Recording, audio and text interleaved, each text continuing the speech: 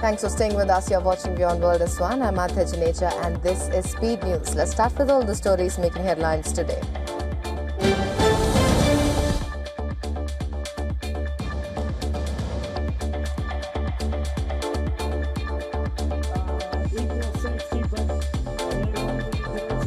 US President Donald Trump confirmed he switched to a different plane instead of flying in the Air Force One from Ankara last month, citing a potential threat. But Trump said he followed instructions from the Secret Service and the military.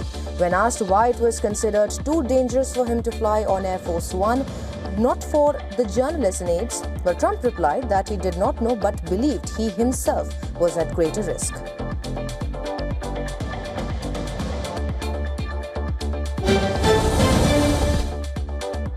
US forces have disabled a Panama-flagged cargo ship attempting to reach Iran, according to US Central Command. A Navy MH-60 helicopter fired missiles into the engine room of the vessel identified as the MV Villanova after its civilian crew ignored repeated warnings. CENTCOM said the vessel was disabled and is no longer traveling to Iran in violation of the US blockade. Well, it marks the third vessel forcibly halted since the blockade of Iranian ports was reinstated on 14th of July. CENTCOM says US forces have redirected 55 ships attempting to breach the blockade and boarded 2 others. The US military previously enforced a blockade from April 13th to June 18th, during which it said 9 vessels were disabled and more than 140 vessels were redirected.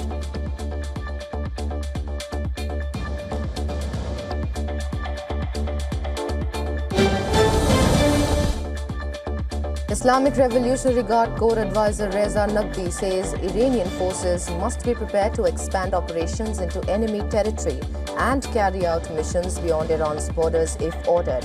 Naqvi called for the timely development of military capabilities and maintaining a high level of operational readiness.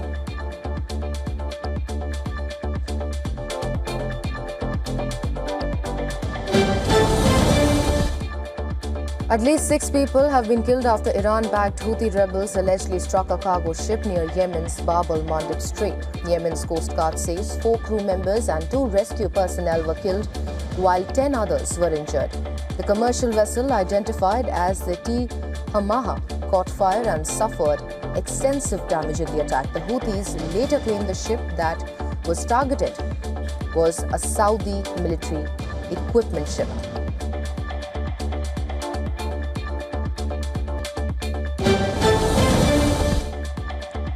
Libyan National Army Chief of Staff Khalid Haftar has described the killing of intelligence chief Fawzi al-Mansouri as a terrorist attack. Al-Mansouri was killed in a car bombing in Benghazi. Eastern Libyan authorities suspect a possible jihadist link, but no group has claimed responsibility. An investigation is underway to determine those behind the attack.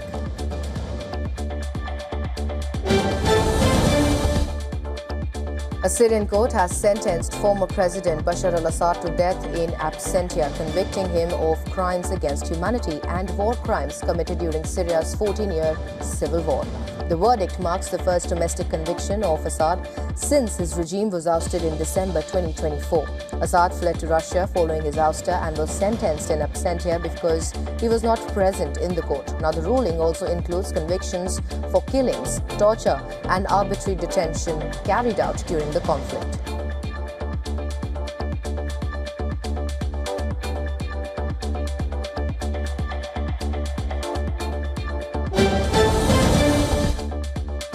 Russia has released former U.S. Marine Robert Gilman on humanitarian grounds after more than 4 years in Russian custody. President Donald Trump said Gilman's release followed discussions with Russian President Vladimir Putin. Trump described the release as a humanitarian decision and said no prisoner exchange took place. In a Truth Social post, Trump noted that Gilman was detained in Russia in 2022 during the Biden administration. Well, Trump said Gilman is now returning to the United States and will be welcomed at Andrews Air Force Base in Washington, D.C.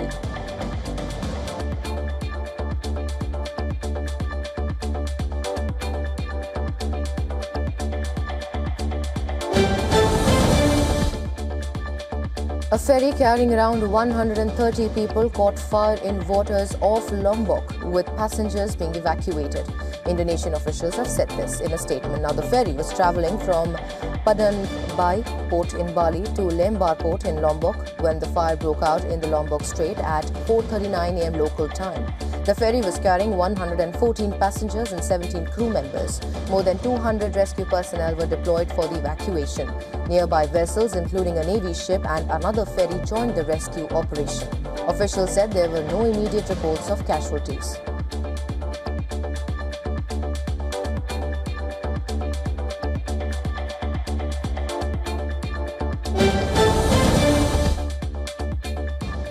South Korea says North Korea has fired a ballistic missile towards the sea off Japan days before major US-South Korea military exercises. Pyongyang has repeatedly condemned the annual drills as practice for an invasion and has often carried out missile launches around the exercises. The latest launch adds to tensions on the Korean peninsula ahead of the upcoming military drills.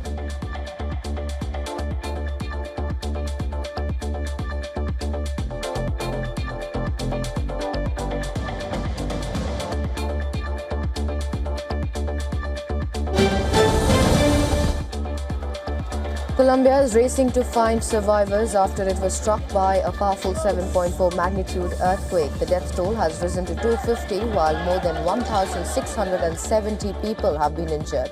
Rescue teams, soldiers and volunteers continue searching collapsed structures for survivors using heavy machinery, cranes and sniffer dogs. Aftershocks continue to affect the region as authorities coordinate a large-scale search and rescue operation. In Pereira, in western Colombia, a young child was rescued alive from the rubble of a collapsed building. Rescue teams carefully removed debris to reach the trapped child, while onlookers used mobile phone flashlights to assist the operation. The successful rescue was met with applause and cheers from the crowd gathered at the scene.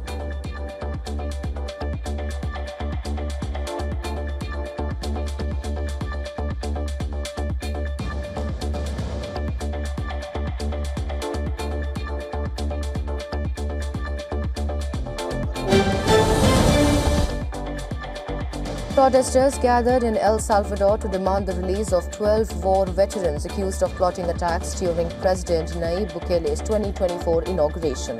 Families of the accused called the legal proceedings a legal barbarity and denounced what they described as irregularities and a lack of due process. The trial, which was scheduled to begin Tuesday, has been postponed until 7th of September. The accused denied the charges while their relatives demand their immediate release and full acquittal.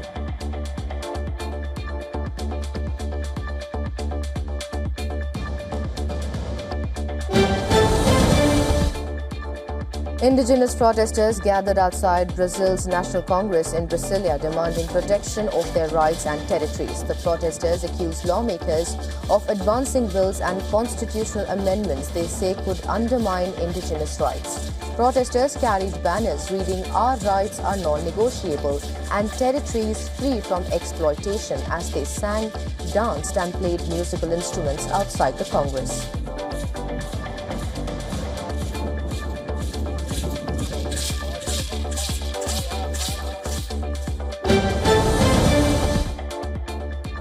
Members of Pakistan's minority communities and rights activists marched in Karachi on Tuesday, calling for stronger enforcement of minority rights. Protesters demanded greater protection for minority-owned property and places of worship, an end to discrimination and fairer political representation. The rally was held to mark Pakistan's National Minorities Day.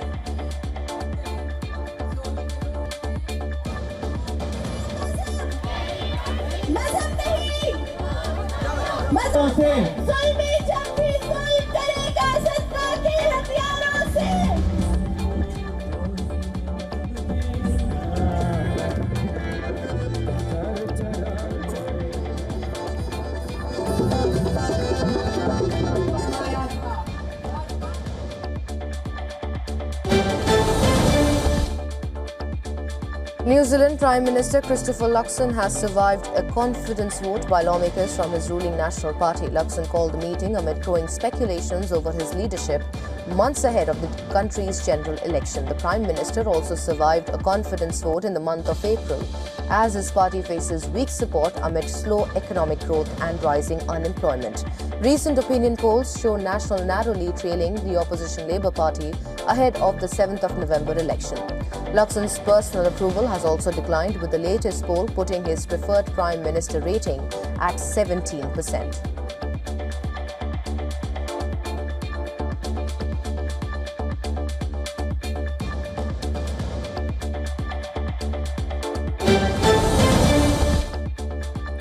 The death toll from an ongoing Ebola outbreak in the Democratic Republic of Congo has surpassed 2,000.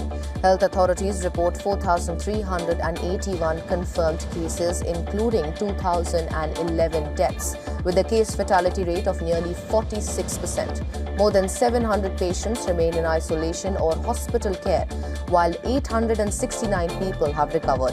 Cases have been reported in 5 provinces, with Ituri remaining the epicenter of the outbreak. UN Senior Ebola Coordinator Julian Harnias says half of the recorded deaths have occurred in the last 20 days, urging a stronger response to save lives and contain the virus. The DRC government declared the outbreak on 15th of May. Authorities say it is the largest Ebola outbreak ever recorded in the country and the second largest globally.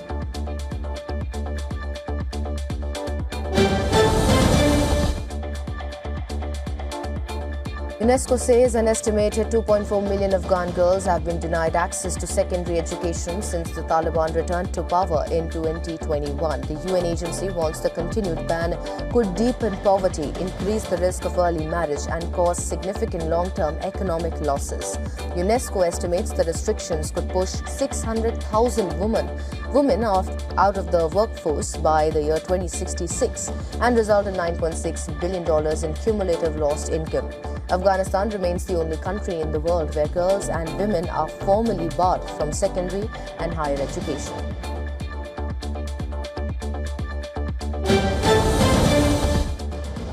In Mumbai, at least 2 people were killed and several others were trapped after a landslide occurred at the Ghatkopars Chiragnagar. Multiple rescue teams are searching the rubble using specialized victim detection cameras to locate survivors.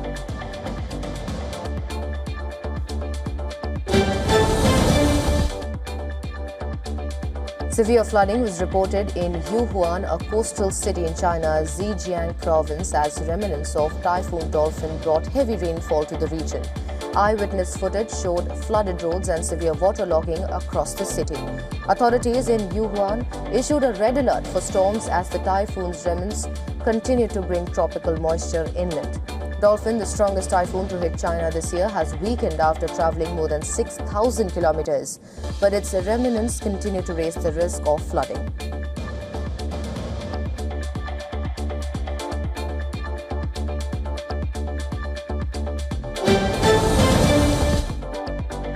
Well, going over to some stories from business now. Asian markets rebounded on Wednesday, with South Korea's Kospi climbing more than 3%.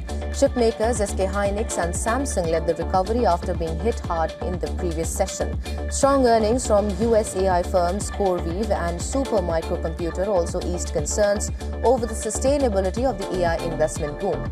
Tokyo, Shanghai, Taipei, Manila and Jakarta also rose, while Hong Kong, Sydney, Singapore and Wellington traded lower.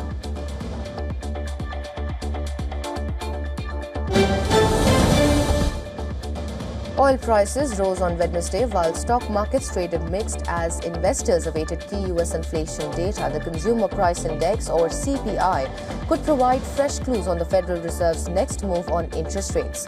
The data comes after a weaker US jobs report last week, which pointed to a softening labor market. With inflation still above the Fed's 2% target and higher energy costs adding to pressures, while investors are watching closely for signs of what comes next for US monetary policy.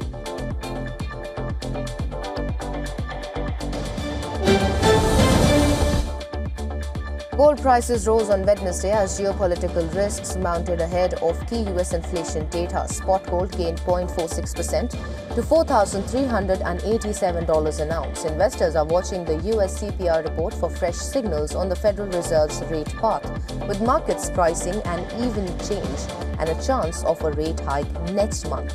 Heightened West Asia tensions are also supporting demand for gold as a safe haven asset.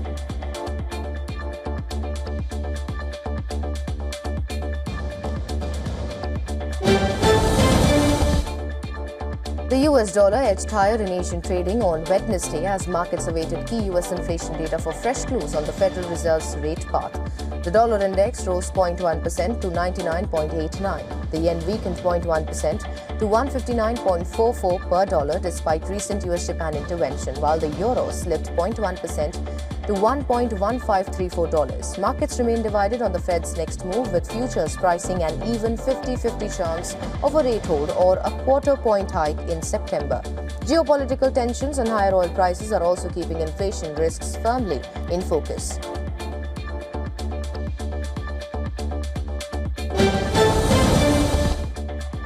On to some stories from technology now. Spotify will start adding AI persona badges to some artist profiles from mid-September to show listeners whether an artist represents an AI-generated persona. The badge will appear on artist profiles in search results and on tracks across playlists. Artists can also disclose their AI persona status through Spotify for Artists, while Spotify will review profiles that appear to use photorealistic AI-generated identities. AI personas will be excluded from Spotify's editorial and algorithmic recommendations by default unless users already follow them. Spotify says the badge will focus on the artist's public identity, not whether AI was used to create the music.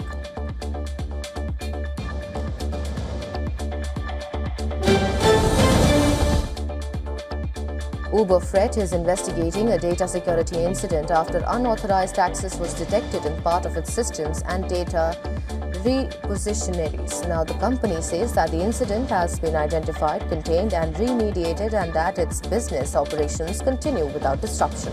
A hacking group called Helix claimed it stole nearly 1 million Uber Freight files and posted them online.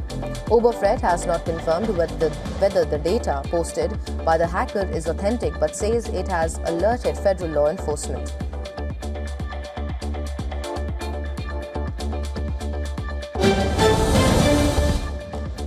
AI startup Manus has said that it will resume operations as an independent company after separating from Meta. The company says some user data generated on or after December 29, 2025 will be deleted later this month to meet regulatory requirements in some jurisdictions. Affected users will be notified through the Manus app and email and will get a chance to back up their data. But the move follows China's order in April to unwind Meta's more than $2 billion acquisition of Manus.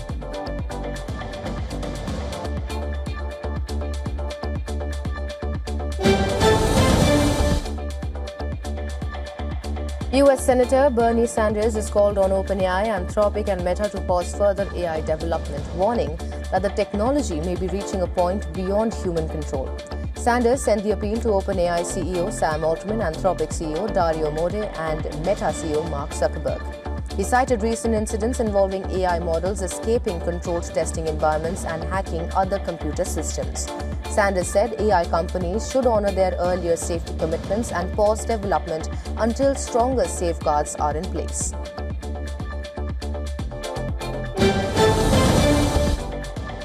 Tesla is recalling 20,349 vehicles in the US over low-beam headlights that may be too bright.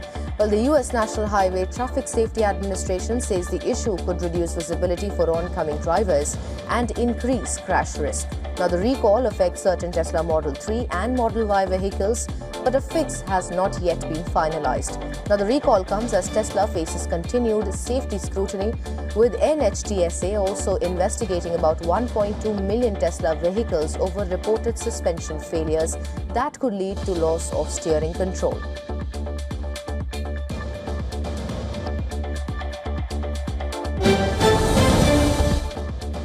The European club football season is here. Champions League winners PSG will take on reigning Europa League champions Aston Villa in the UEFA Super Cup later today. The match is set to be played at the Red Bull Arena in Salzburg, Austria. PSG won the UEFA Super Cup last year as well and are favourites to get the better of Villa.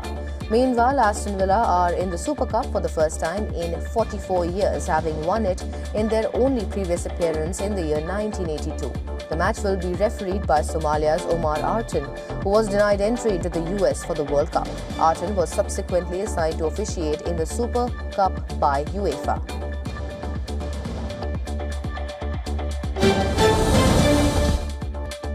Portuguese football superstar Cristiano Ronaldo and his longtime partner Georgina Rodriguez tied the knot in a private ceremony. The 41-year-old Ronaldo shares a photo of the couple's hands with their wedding bands on his Instagram account.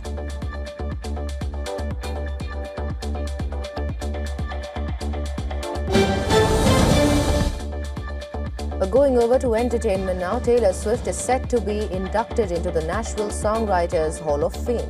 At 36-year-old, the 14-time Grammy winner has become the youngest person to ever receive this prestigious honor. Swift expressed her immense gratitude in a statement, noting that the city has validated her hard work and imaginations since she began her career there as a teenager.